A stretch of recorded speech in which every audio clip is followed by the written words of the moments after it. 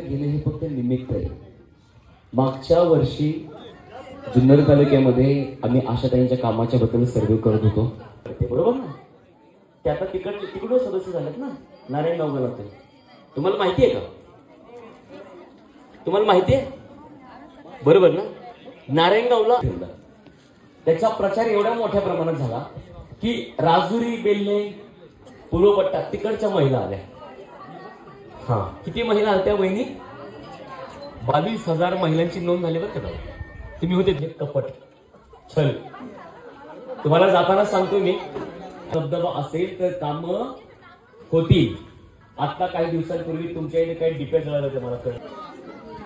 बरेच होत म्हणजे 1 2 3 4 5 6 7 8 9 10 काही आहेत. अशा कार्यक्रमासाठी ज्यांची उपस्थित जिल्हा नियोजन समितीच्या असणाऱ्या सन्माननीय जोरदार टाळ्या सर्वांना विनंती असेल. ताईंचं आगमन होतं या ठिकाणी. त्यांच्या समवेत त्यांचे सर्व सहकारी माननीय बाबा अध्यक्ष दिलीप भाऊ मांजळे ताईंच्या ठिकाणी स्वागत होते. विनंती असेल सर्व महिलांना जोरदार टाळ्यांनी आपण स्वागत करूया.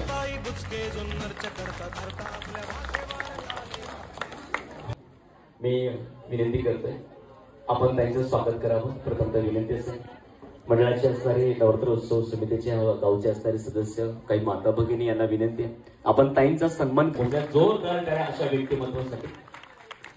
आणि सर्व महिला संपन्न होतं. त्यानंतर माननीय गाळ्या त्याचे समवेत आलेले सन्माननीय अमोल दादा, एनेरे नदीचे आदर्श असे सरपंच खांदराम सर्व मान्यवर जोरदार करा. माध्यमातून या ठिकाणी आपल्याला मोठा निधी आलेला आहे आणि हे होत असताना ताईंनी मुद्दे सांगतोय की म्हणजे मी माझ्या स्वतःच्या आयुष्यात जे अनुभवले. बाबा आपण इलेक्शनच्या टायमात एकदा हिवरेमध्ये गेलो होतो, तर त्या महिलेने अक्षरशः डोळे व्यक्ती होती ती म्हणजे आशाताई बुचके. त्या महिलेने अक्षरशः मी ज्यावेळेस इलेक्शनच्या टायमात आम्ही गेलो होतो, डोळ्यात पाणी तालुक्यात कुणी जर मदत केली असेल तर फक्त ताईंनी केली. हा एक प्रसंग नाहीये, मी असे 1000 प्रसंग सांगण्यास मी तुम्हाला असते. तर तुम्ही का पोचू शकत नाही? त्यांना असा दम भरला की तुम्ही लवकर या ठिकाणी आग लागलेली आहे. या प्रसंगी या आपल्या लोकप्रतिनिधी आपल्या जुन्नर तालुक्याच्या खरं म्हणजे वाघिणी आहेत आणि आपण त्यांच्या पाठीशी उभं राहिलं पाहिजे असं मला वाटतं. ताईंना ते माहिती पण नव्हतं. अमोल दादांनी सांगितलं की मी तुम्हाला अर्थसहाय्य देतो. अमोल दादांनी ताईंना सांगितलं आणि मला वाटतं त्यावेळेस त्यांना काहीतरी 2 लाख रुपयाचा निधी ताईंनी उपलब्ध करून दिला.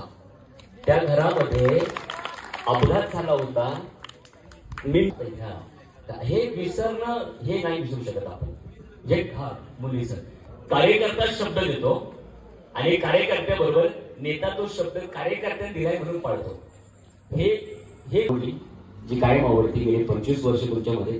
ताईंची एक गोष्ट खरंच ओळखण्याजोगी तुम्हाला खरंच सांगतोय, जिद्द आहे ना, जिद्द. तुम्ही बघा, कारण की ताई आज इंजर्ड आहेत. ताईंना एक मेजर ऑपरेशन सांगितलंय होत्या आणि एवढ्या सगळ्यामध्ये ताई सांगत होते की अभय आपल्याला 25 गावांमध्ये जायचं आणि 25 गावातल्या महिलांबरोबर कार्यक्रम करायचा. ताईंची ती परिस्थिती पाहून मला बोलावंच वाटत होतं, ताई तुम्ही आजारी आहात आणि मग हे दौरे कशासाठी करायचे. तर ताई म्हटले, बाळा मी जन्माला आले तर तालुक्याच्या विकासासाठी जन्माला आले. ना मी माझं घर, ना माझी मुलगी, ना माझे मिस्टर मी माझ्या तालुक्यात ठेवले. दिसते कधी? कधीच दिसते नाही. ताई म्हटले मी जोपर्यंत जिवंत आहे तोपर्यंत तालुक्यासाठी, मी मेल्याच्या नंतर तुला काय बोलायचं बोल. ही जिद्द आहे, काम करण्याची तळमळ आहे. आणि मला वाटतं की हे मी निवेदनाच्या बाहेर जाऊन ताई सांगतात त्याबद्दल दिलगिरी व्यक्त करतो. काले गावामध्ये दुर्गा मातेचा उत्सव दुर्गा माता मित्रमंडळ साजरा करत सालाबादप्रमाणे या ठिकाणी रोज छानपैकी कार्यक्रम करतात. हा कार्यक्रम म्हणजे महिलांचा कार्यक्रम म्हणून पाहिला जातो आणि महिलांचा कार्यक्रम वर्षातून 9 दिवस चालतो. उपवास तापवास अक्षरशः मधला रस्ता आम्हाला करून पाहिजे. इथून सुरुवात केली. एकाही गोष्टीला आपण नाही म्हटलं. लाईट गेली तरी मला फोन येतात, डीपी जळाली तरी मला फोन येतात, इथे कांदे लागवड थांबली तरी मला फोन येतात. या ठिकाणी एखाद्या महिलेचा हॉस्पिटलमध्ये ज्या पद्धतीने ग्रामीण रुग्णालयात कुठेही किंवा महसूलमध्ये तहसीलदारांच्या कचेरीत किंवा तो रेशन दुकानदार म्हणजे रेशनिंग कार्ड देणारा सुद्धा जो त्रास देतो त्याच्यासाठी सुद्धा मला फोन येतात आणि तालुक्यातून येतात. आणि म्हणून जिल्ह्यावर माझं नाव चालतं. जिल्हाभर ताई स्वतःसाठी मागत नाही. कसं आहे की मला महिलांचा आनंद चेहऱ्यावरचा बघायचा. आता काल मी येणेरमध्ये विठ्ठलवाडीमध्ये ते पाहू शकली, थोड्या वेळ बसू शकली, मला खूप बरं वाटलं. कारण एवढ्या रोजच्या दगादगीमध्ये रोज महिला, कोणती महिला अशी आहे की जिच्या जीवनामध्ये घरामध्ये ती कधी आनंदाने सुखाने तिचा दिवस नाही घालवत. मग अशा वेळेला जेव्हा संधी मिळते त्यावेळेला ती संधी त्यांचीच असते, आपण ती खेचायची नसते, आपण त्याचं राजकारण करायचं नसतं. कारण मला तुम्ही तर तिथे तुम्ही गेलात तरी तुम्हाला शिंदेवाडी चिचकाई मळ्यापर्यंत तुम्हाला माझी सभा मंडपं, माझी सगळी कामं, रस्ते सगळे दिसतील. आणि या ठिकाणी सुद्धा नाणे घाटापर्यंत जा, नाही तर आंबोलीपर्यंत जा, दुर्गावाडी पर्यंत जा, तिथेही तुम्हाला तिथला भटजी तो सांगेल की ताईचं काम काय आहे. म्हणजे याचा अर्थ मुलगी जन्माला आली, आनंद साजरा करा. कारण मुलगी सुद्धा आई बापाचं संरक्षण करते. आणि शेवटी पहा, तिला कळलं ना, तुम्हाला जरा दुखतंय, ती कशी जीव तिचा वेडापिसा होतो. तिला वाटतं कधी मी आई बाबाला भेटते, कधी त्यांना 2 घास खाऊ घालते तिच्या हाताने. ती सासर वचन झाली असती तरी तिचं लक्ष वाटी झाड फिरत आई तुमची आकाशी फिरत असली तर तिचं चित्त पिल्लापाशी आहे. नाहीतर सकाळी एवढा आक्रोश केला नसता. कारण 7 वर्षाचं बाळ बिबट्याने उचलून नेलं. संध्याकाळचं बाळ अभ्यास करतंय, स्वतःच्या पडवीत बसून करतंय, आणि बघता बघता एकुलतं एक लेकरू त्या आईचं गेलं.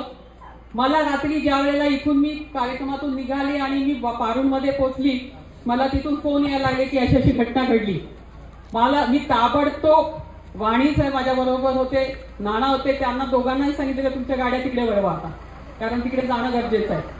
आजची परिस्थिती इतकी बिकट आहे की या परिस्थितीमध्ये आपण जगत असताना आज सुद्धा सकाळी 11ची मीटिंग जर व्हॉट्सअपवर मोबाईलवर कोणी पाहिली असेल तर माझं सांगणं काय आहे ते, लोकांच्या पॉलिस्या बदलतात, राजकारण करतात. ते राजकारण मला जमणार नाही. मी एक महिला आहे, मी एक आई आहे, मला सुद्धा वेदना आहे. आणि त्याच्यात सरपंचाचा विश्वास इतका प्रबळ की म्हणजे पाऊस येणारच नाही आमच्या कार्यक्रमाच्या दिवशी. तर पाऊसच काय झाला, जणू काय जादूच आहे. आणि मग मी संध्याकाळी 5 वाजल्यापासून विचार करते की पाऊस आला तर घांजळे कसं करणार हो इथे, काल असा एवढा पाऊस झाला. तर म्हणे, मी फोन केला, कुलदीप भाऊ कसं काय रे, नाही म्हणला पाऊस आमच्याकडे नाही येणार, आमचा कार्यक्रम जसा होतो तसाच होणार. मुझे लोगों उसने वापस लेके आई है. पत्रकारांना सुद्धा मी हेच उत्तर दिलं होतं. त्यामुळे या ठिकाणी मला पूर्ण विश्वास आहे की आमचे हे सर्व महिला भगिनी असतील, माझे तरुण असतील, माझी सर्व ज्येष्ठ असतील, या सगळ्यांचे आशीर्वाद घेऊनच मला पुढे जायचं आहे. आणि भूतोन भवितो असा विकास वेगळा आगळा घडवायचा आहे.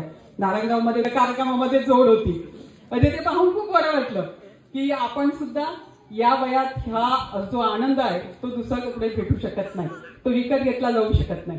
तो असाच सगळ्यांसोबत अनुभवता यावा अशी अपेक्षा व्यक्त करते. नाही 11 लाखात काय व्हायचं असेल मोठं नाही करायचं तर पूर्ण काम करायचं, अर्धवट नाही करायचं. इस्टिमेट येणारा शाखा अभियंता ठरवेल. आपण फक्त आपली जागा आणि जागेचा उतारा हा महत्वाचा आहे. तुमची मागणी पत्र, त्याच्यानंतर त्याचं इस्टिमेट काय होईल ते आम्ही बघू ना. ओके, जो खर्च येतो पण पुढच्या वर्षाचा कार्यक्रम त्या शेड खाली झाला पाहिजे. पाऊस येऊ नये तर काही होईल, आपल्याला त्रास नको, म्हणजे अवॉइड आहे. बरोबर. या ठिकाणी पुन्हा एकदा आपले आभार मानते, पुढे जाण्यासाठी रजा घेते. जय हिंद, जय महाराष्ट्र, जय श्रीराम. या राज्याचे मुख्यमंत्री देवाभाऊ फडणवीस यांच्या लाडक्या बहिणींना जय श्रीराम म्हणते. सगळ्यांना काय करायचंय, तुमचे नातेवाईक ह्याच गणात बरेच ठिकाणी असतील, बरोबर ना. तुमच्याकडे मोबाईल आहे, मोबाईलमध्ये त्या नातेवाईकाचा नंबर आहे. मी मी तुमची परवानगी असेल सांगतो, तसं नाही. तुम्ही काय करायचं, येणाऱ्या इलेक्शनमध्ये तुमच्या नातेवाईकाला एक फोन करायचा, ह्या गणातल्या ताईच्या गणामध्ये असणारे त्या गणातल्या, आणि त्या नातेवाईकाला हे सांगायचं की आपल्याला काय बटन दाबायचं ते. कळलं? हे तुमची जबाबदारी सगळ्यांची. जर तुम्हाला इथे आपल्या आशाताई पुन्हा एकदा विकासासाठी हवे असतील तर 100% ते करावं लागेल. हे तुम्ही कराल ना.